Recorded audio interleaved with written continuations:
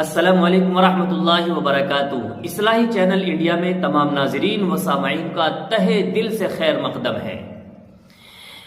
اس سال یعنی 2022 میں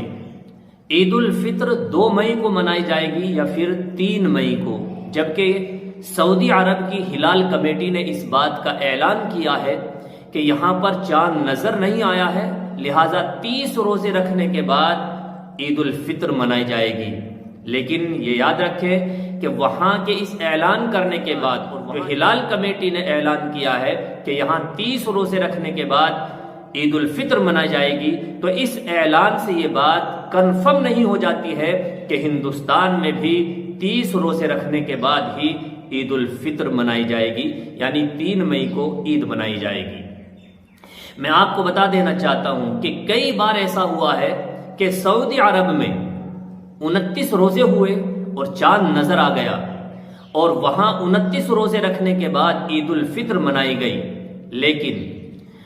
ہندوستان میں اور ہندوستان کے ارد گرد کے تمام ممالک میں چاند نظر نہیں آیا، 29 روزے رکھنے کے بعد چاند نظر نہیں آیا، کہ جس کی وجہ سے 30 روزے رکھنے کے بعد عید منائی گئی، جبکہ سعودی عرب میں 29 روزے رکھنے کے بعد عید الفطر منا لی گئی، لیکن ہندوستان میں چاند نظر نہ آنے کی وجہ سے 30 روزے رکھے اور اس کے بعد ہندوستان میں عید الفطر منائی گئی۔ تو وہاں 29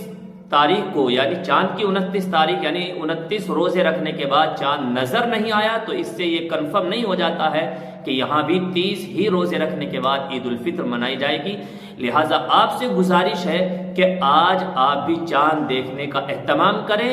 اور ہم آپ کو